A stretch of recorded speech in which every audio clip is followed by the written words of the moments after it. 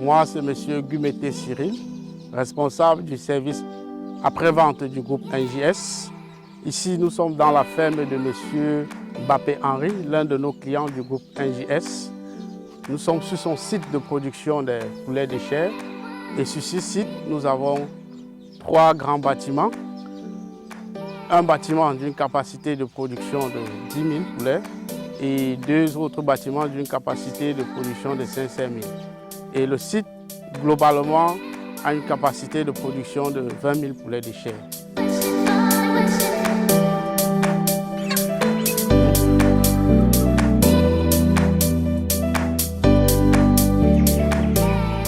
Nous sommes dans le premier bâtiment de la ferme de M. Mbappé.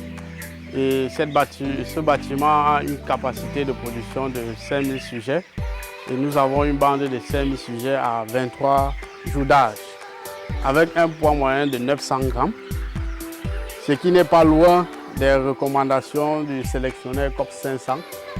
Et nous sommes sûrs que si la biosécurité, le travail est fait à temps et que les ouvriers sont pointus dans leur travail, on est sûr qu'à 21 jours, on aura un poids moyen de... À 25 jours, autant pour moi, nous aurons déjà un poids moyen de 1 kg. Et à 40 jours, un poids moyen de 2 kg minimum.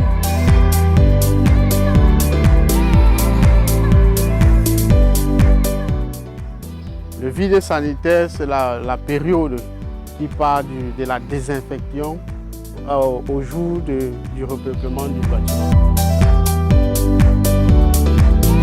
Déjà, à distance, nous constatons déjà, par rapport à l'examen sémiologique, nous constatons déjà que les sujets sont maigres. C'est-à-dire que durant plusieurs jours, ils n'ont ni réussi à s'abreuver, ni réussi à s'alimenter. Ce qui est un signe de difficulté articulaire.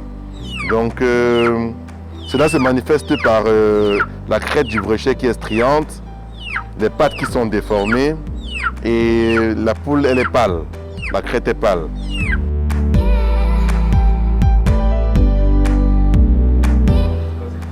Ici, je vais réaliser une autopsie. En pathologie aviaire, l'autopsie peut se réaliser du bas vers le haut ou bien du haut vers le bas. Ici, je vais décider de commencer mon autopsie en ouvrant la cavité buccale. Mais avant d'ouvrir la cavité buccale, je vais d'abord faire une vérification. Je vais vérifier s'il n'y a pas de mucus qui s'échappe de la cavité buccale ou bien des naseaux et tout. Et là, je constate qu'il n'y a effectivement pas de mucus.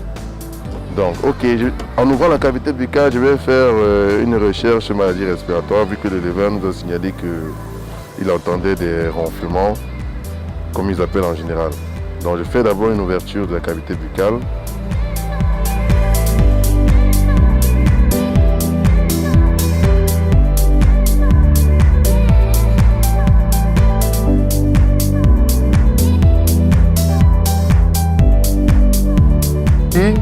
On constate 2 problèmes chez ces clients.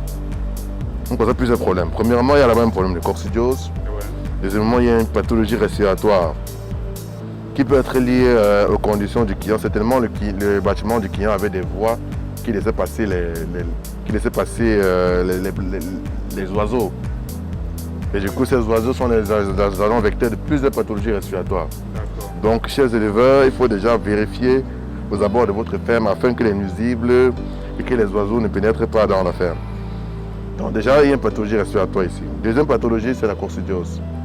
Pour l'éviter, il faut un très bon état de la litière en général. Il faut vérifier aussi la densité et une bonne biosécurité. La troisième pathologie ici, qui peut être secondaire à la première infection, est une pathologie d'ordre carentiel.